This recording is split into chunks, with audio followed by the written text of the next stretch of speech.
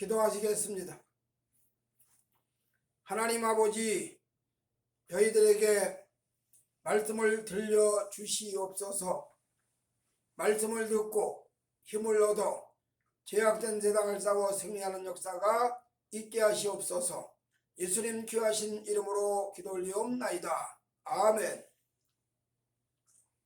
오늘 여러분들에게 들려드릴 하나님의 말씀은 로마서 8장 말씀입니다. 그 중에서도 1절부터 6절의 말씀에 근거해서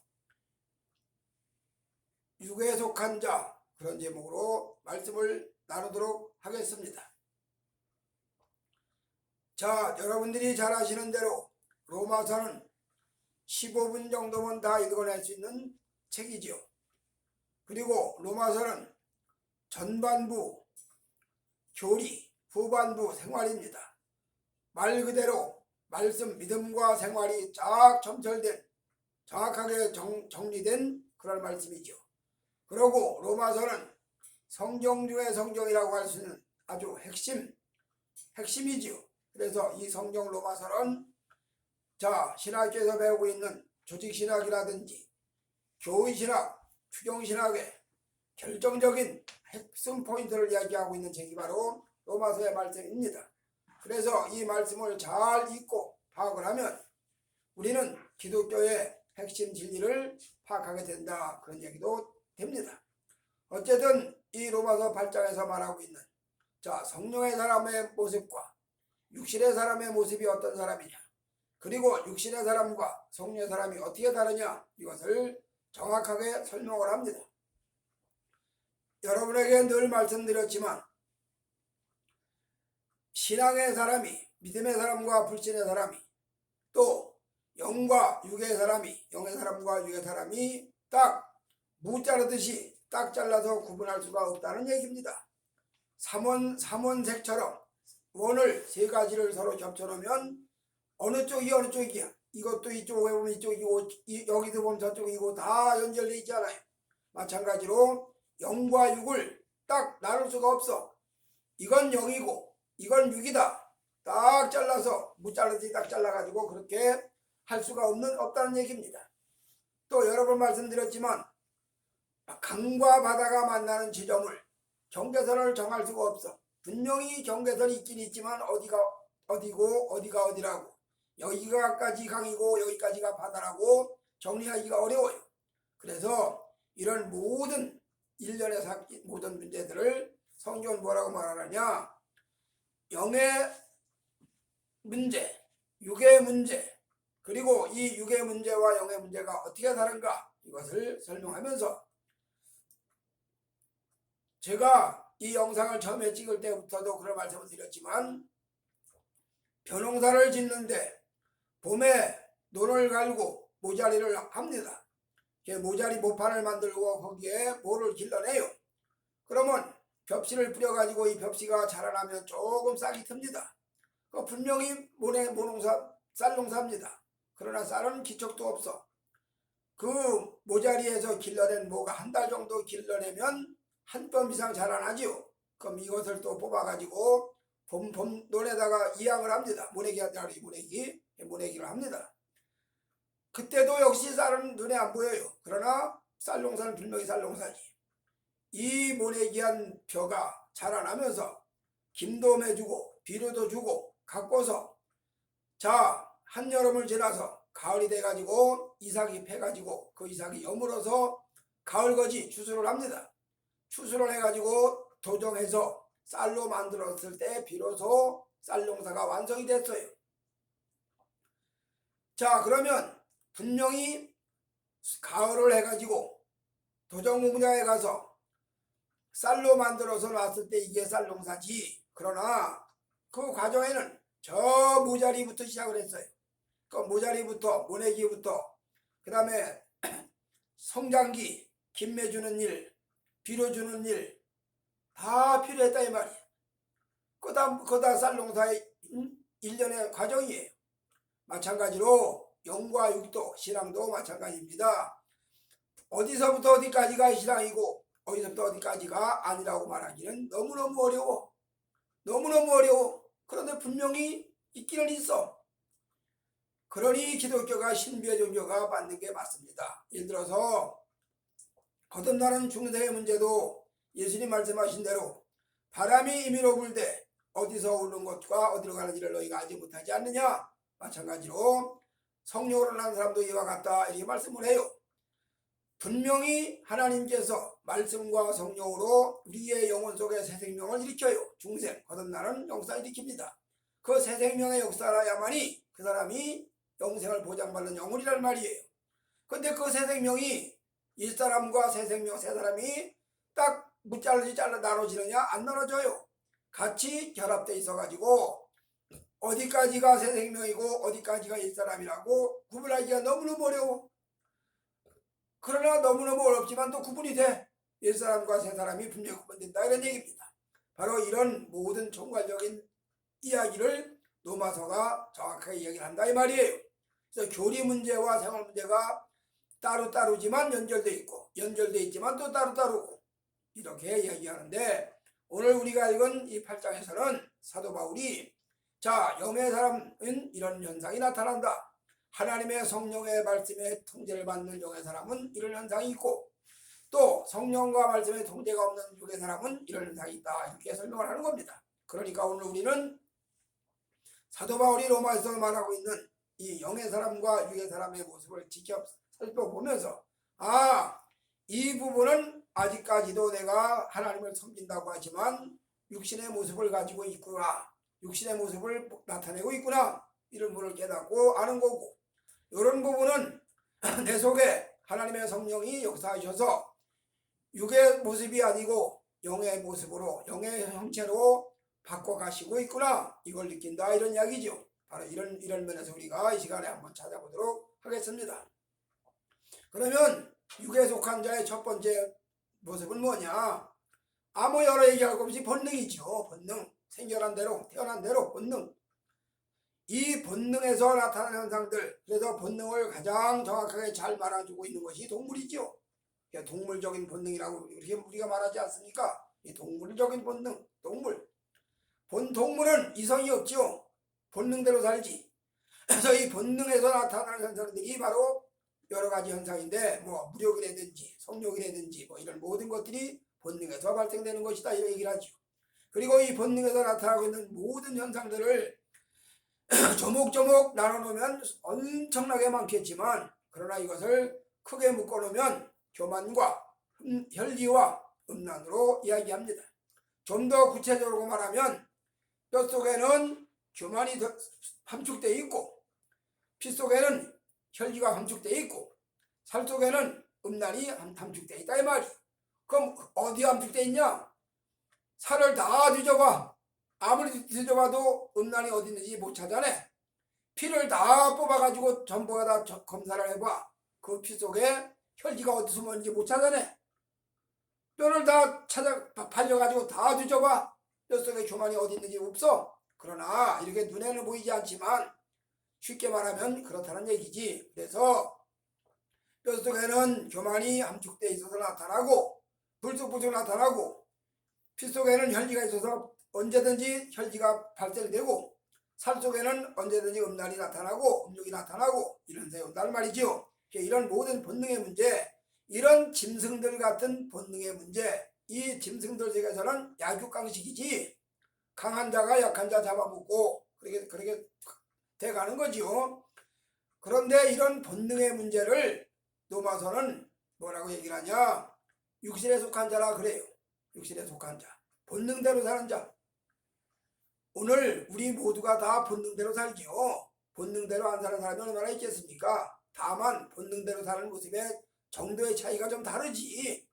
조금 고상하게 보이고 조금 교양 있게 보이고 조금 뭔가 좀 배우고 같이 보이는 것 뿐이지. 바로 그 문제지.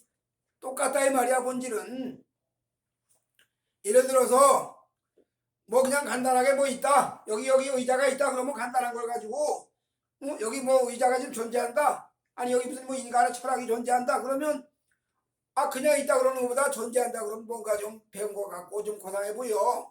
바로 그런 얘기죠. 그래서 결론적으로 언색적으로 말하면 본능의 습성대로 사는 모습인데 이거는 인간 모두 누구에게나 다 동일하게 있다는 이야기입니다. 그런데 이걸 없애는 게 아니라 있기는 있지만 이것이 하나님 앞에 의의 도구가 되느냐 불의의 도구가 되느냐 이 말이 이런 얘기죠. 의의 병기가 되느냐 불의의 병기가 되느냐 이 말이에요. 여러 번 말씀을 드렸지만 부엌에서 여성분들이 음식 만드느라고 쓰는 칼이 음식 만들 때야 음식 만드는 도구고 재료지 그 도구지. 그런데 그 칼 가지고 사람을 찔러서 상처를 입혔다든지 상처를 찔러가지고 죽였다든지 그럼 살인 도구가 되는 거잖아요.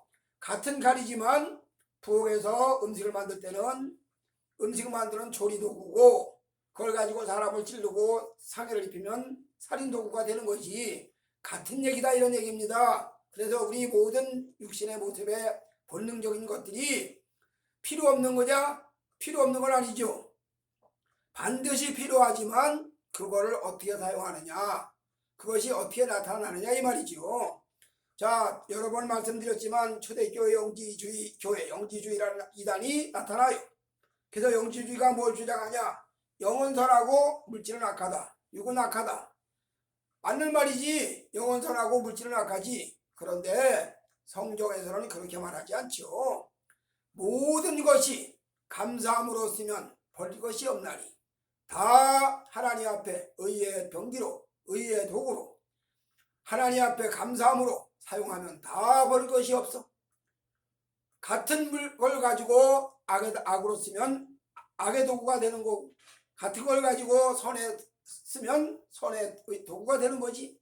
바로 이런 면에서 본능의 문제도 인간이 누구나 다 가지고 있는 것이지만 이 본능의 문제를 잘 조절하고 관리하면서 가면 이로 인해서 하나님의 영광으로 가는 길도 되고 반대로 이 본능대로 살다가 본성대로 살다가 이성 없는 신들까지 살다가 결국 멸망으로 가는 길이 되는 경우도 있고 이 얘기를 하는 거죠.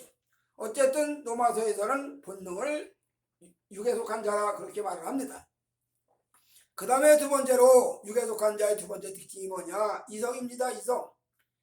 이성 그러면 대단히 고상한 거지요.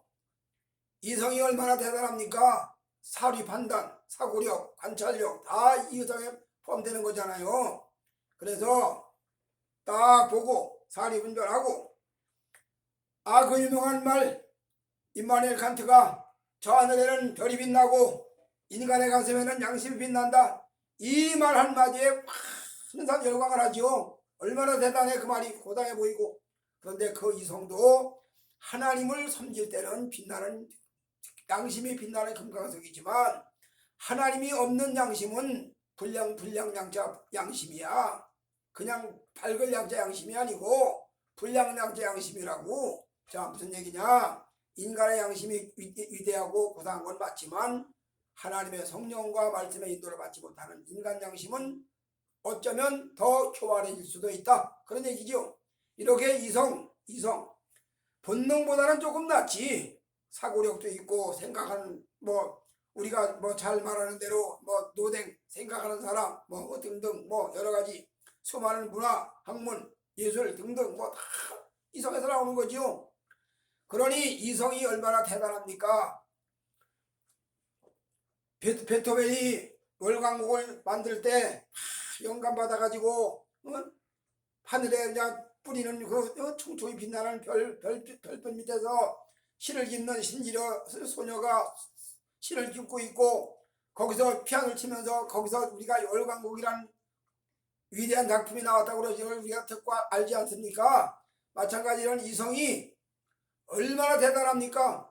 수도 없이 많은 작품을 만들어내고 수도 없는 그야말로 명작이 만들어지고 게테가 지어낸 파우스트라는 책 욥기를 보고 만들어냈다고 그러지 않아요? 자, 요한복음 11장 말씀을 가지고 죽음에 이르는 병이라고 하는 실존주의 철학자가 만들어냈다고 그러지 않아요? 그건 무슨 얘기냐? 이성이 이렇게 중요하다는 걸 말하는 겁니다. 이성이 이렇게 대단한 역사를 한다는 겁니다. 그러니 이성 자체가 잘못된 건 아니지만 그 이성이 역시나 아까 말한 대로 본능처럼 하나님이 없이 인간 마음대로 헤쳐가다 보면 결국 그 이성 때문에 인간은 멸망한다. 그런 얘기입니다. 이성을 통해 가지고 말씀을 깨닫고 이성을 통해 가지고 하나님의 섭리를 믿음의 진일보가 되고 이성을 통해서 하나님과 가까이 가는 계기가 된다면 대단한 엄청난 귀한 도구지만 그러나 이성이 너무너무 발달하고 진보하다 보니까 하나님께 가까이 가지 못하는 현상이 온다. 그러면 이건 대단한 불행이죠. 자, 우리가 기독교에서 신학 공부를 할 때, 신학교가 공부를 할 때 고등비평이라는 걸 공부를 합니다. 자, 고등비평이 뭐냐? 신구약 성경 66권은 정황무원 하나님의 말씀이라고 전제하는 그런 신앙 고백을 가진 사람들을 우리는 개혁주의 교회라고 해요. 그런데 신구약 성경 66권은 정황무 하나님의 말씀이 아니고 신구약 성경 66권 속에는 말씀도 있다. 말씀이 된다. 그렇게 말하는 사람들이 있다 이 말입니다. 이런 관점에서 신명기를 분석을 해요. 요거는 사회법이고 요거는 성전법이고 요거는 국가법이고 요거는 관습법이고 이거는 도덕법이고 이렇게 나눠가지고 하나님 말씀이 아니고 인간 사이에 필요한 부분의 법이라는 거야. 이게 고등비평이라고 그러는 건데 이런 고등비평에서 신학 공부를 하고 그렇게 그런 기초에서 공부를 하고 나서 목사가 된 사람들이 결국 무엇을 하느냐? 어디까지 가느냐? 하나님의 기적을 믿을 수가 없어. 홍해가 갈라진 사건이 안 믿어져. 그러니까 뭐 홍해 속에 돌막이 있었는데 그거를 얇은 바닷물이 덮고 있는데 그거를 밟고 지나갔다 이런 그럴듯하게 이성에 맞춰 얘기를 하는 그런 경우가 발생을 하는 것이고 그것뿐인가? 오병이어 기적도 뭐 어린아이가 뭐 도시락을 같이 싸가지고 왔는데 그 아이가 하나 내놓으니까 너들한테 다 내놔서 다 먹고 남았다. 그럴듯하지. 성경은 초자연적인 신비한 능력을 이야기합니다. 그러면서도 초자연적인 신비한 능력을 이야기하면서도 이성에 벗어나지 않습니다. 이렇게 해서 인간의 모든 부분 윤리도 이야기합니다. 도덕도 이야기합니다. 철학도 이야기합니다. 의학도 얘기합니다. 그러나 성경은 이걸 말한다고 해가지고 성경이 도덕책은 아니에요. 자, 성경이 윤리를 말한다고 해가지고 윤리책은 아니에요. 성경이 철학을 말한다고 철학책은 아니에요. 성경이 의학을 말한다고 의학책도 아니에요. 오직 성경은 인류 구원을 위한 하나님의 구속사의 말씀이에요. 바로 이런 면에서 성경은 신구약 성경은 정황무한 하나님의 말씀이고 성경 어느 구절 어느 장도 다 하나님 말씀으로 인정하고 믿고 나가는 것이 믿음이다 이 말이에요. 이거를 인간의 이성에다 맞춰가지고 이건 믿을 수가 없으니까 잘라버리고 이건 뭐 도무지 헛소리니까 치워버리고 그래서 뭐 창세기는 무슨 설하고 지부하고 무슨 뭐 요한계시록은 뭐 정신이 공론해져가지고 쓴 책이니까 치워버리고 다 치워버리고 남을 게 뭐가 있나 아무것도 없지.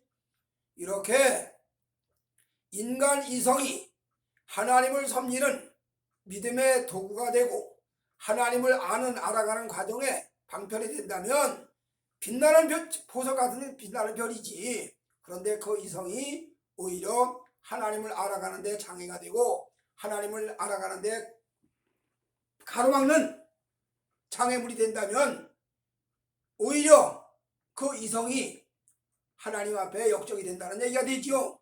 바로 이런 면에서 이성이 사도 바울이 이걸 말하기를 이성이 육신의 요소다 그렇게 말하는 겁니다. 이게 이성이 필요 없다는 게 아니죠.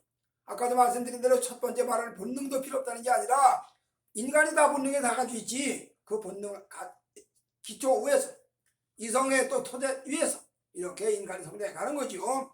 그 다음에 마지막 세 번째로 종교 문제입니다. 종교. 인간은 어쩔 수 없는 종교적인 존재야. 인간은 어쩔 수 없는 종교적인 존재가 왜 그러냐? 사람의 영혼이 하나님의 짝으로 지음을 받았어. 사람이 하나님의 짝으로 지음받았기 때문에 그 짝을 만나야 만족을 하게 돼 있어요. 성령이, 말씀이, 예수님이, 하나님이 우리 사람의 신앙의 대상이 돼야 만족을 해. 그래서 인간이 인간이 하나님 앞에 예배하고 경배할 때 여기서 비로소 참만족을 얻어. 이게 종교의 참 본질이에요. 그런데 하나님을 만나지 못하다 보니까 인간들은 대신 대용품, 짝퉁, 가짜를 만들어서 세워서 그걸 진짜라고 섬기는 경우가 생긴다. 이것이 바로 종교, 릴리전, 바로 종교입니다. 종교. 이런 종교가 나와. 이런 수없는 종교들이 나타나 인간 사회 속에. 잘 아시는 대로 솔로몬이라는 사람이 다윗의 아들이고 구약성경의 대주제, 다윗 왕국 솔로몬 성전으로 대표되는 대주제입니다. 그랬던 솔로몬이 성전을 하나님께 지어 올립니다. 긴 세월을 걸쳐서 놀라운 그야말로 건축물로 성전을 지어 올려. 그래서 성경은 솔로몬 성전 합니다. 이스라엘 유대 종교의 그 꽃을 피우는 놀라운 역사가 일어났어요. 그리고 하나님 앞 인정을 받습니다. 솔로몬이 하나님 앞에 얼마나 인정을 받은 사람이냐. 일천 번제를 드리고 나서 하나님이 묻습니다. 내가 너에게 무엇을 줄고? 솔로몬이 말합니다. 부귀를 구한 것도 아니고 명예를 구한 것도 아니고 영화를 구한 것도 아니고 오직 이 많은 주의 백성들을 내가 지혜롭게 잘 다스리기를 원하나이다. 지혜를 구하나이다.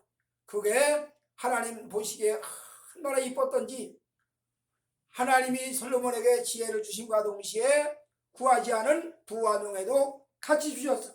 그래서 솔로몬은 일생에 모든 사람들이 다 부러워하는 부귀영화를 다 누리고 산 사람이 그랬던 솔로몬이 노인네가 됐을 때, 노년이 됐을 때 그 부인이 성경에 보니까 700명, 비가 700명, 빈이 300명, 도합 1000명의 여인이 있어.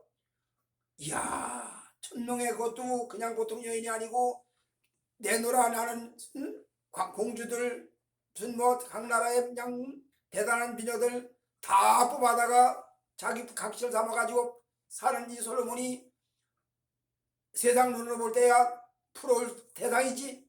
이런 사람인데도 불구하고 이 사람이 그 부인들이 각신들이 솔로몬의 신앙을 다 좀 먹고 자기들의 종교를 솔로몬에게 이식을 시켰어.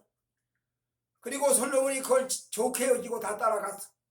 그래서 뭐 아소다롯을 섬기고 밀곰을 섬기고 그야말로 무슨 뭐 바알을 섬기고 아세라를 섬기고 그야말로 가지가지 우상들 다 모습 말감 다 섬기는 것뿐만이 아니야. 솔로몬 성전을 진 그 예루살렘 그 주변 산에다가 다 이런 우상 신전을 지어줘. 기가 막힌 일이지요. 이건 뭘 얘기를 하는 거냐? 솔로몬이 잘못했다는 걸 말하는 게 아니라 인간은 종교적 존재라는 걸 말하는 겁니다. 이런 종교적인 존재들이다 보니까 하나님은 만나지 못하고 하나님은 못 섬기고 대신 하나님 자리다가 우상을 세우고 종교라는 이름으로 우상 숭배를 한다 그 말이. 이런 말을 하면 불교 믿는 사람들이 또 뭐 잡아 죽이겠다고 펄펄 뛰겠지만 그러나 불교는 죽이라는 사람들이 자기 지옥 가고 수많은 영혼들 다 지옥으로 끌고 간다 이 말이에요. 천생이니 무슨 뭐 업보니 하면서 그럴듯한 얘기를 해가지고 다 잘못된 길로 꼬라가. 자기만 잘못된 길로 가면 오케이. 자기도 잘못된 길로 가고 다른 사람도 잘못된 길로 끌고 가고. 그러니 영적 사기꾼도 이런 영적 사기꾼이 없지. 이런 종교를 사람들이 수도 없이 따라가. 수도 없이 열광을 해. 오늘날 이 주위에 종교들이 얼마나 창고를 합니까? 번성을 합니까? 무슬림 대단합니다. 그 넓은 땅에 건물 지어내고 모이는 거 보면 엄청난 수가 모여요. 인간들이 하나님 대신에 우상을 숭배하면서 종교라고 하는 이름을 가지고 나가는 거, 이거 결국은 멸망으로 가는데 마지막은 파멸인데 그걸 모르고 따라간다 이 말이지. 어떤 사람이 장로가 된 사람이 대통령이 됐어. 한다는 얘기가 인간적인 입장에서는 대단히 좋은 얘기 같지. 내 종교가 소중하면 남의 종교도 소중하지. 그런데 인간적인 차원에서는 옳은 말 같지만 하나님 섬기는 믿음에서는 정말 옳은 말이 아니지요. 오직 여호와만 참신이고 오직 하나님만 바른 신이고 그분만 섬겨야 바른 길을 가게 되고 그분만 섬길 때 생명이 보장되고 그분만 섬길 때 영생이 보장되는 거지. 이 종교도 저 종교도 다 생명이 있다 천만의 말씀, 그건 완전 사기꾼이지. 그건 완전히 도둑놈이지. 그건 강도지. 오늘 인간 세상에 우리 하나님께서 우리에게 말씀하시는 모든 말씀이 오늘 로마서 특별히 본문에서 사도 바울이 하나님을 섬기는 영의 문제는 이렇고 하나님이 싫어하시는 육의 문제는 이렇다 정리하면서 육신에 속한 자라고 설명을 하는 겁니다. 그래서 아까도 말씀드렸지만 다시 정리합니다. 육신에 속한 이런 모든 것들이 다 필요 없는 게 아니라 서두도 말씀드렸지만 모자리를 해야지. 모자리해서 모를 키워내야지. 그 모를 키운 다음에 한밤 정도 자라면 뽑아가지고 논에다가 보내게 해야죠.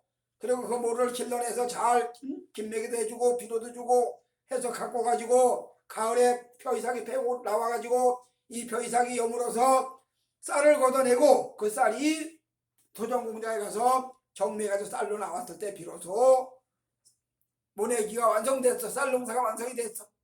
그러면 토막을 가지고 말하면 자 모자리가 벼농사 시작 아니에요? 그거 벼농사입니다. 모내기도 벼농사예요. 비료 주는 것도 벼농사입니다.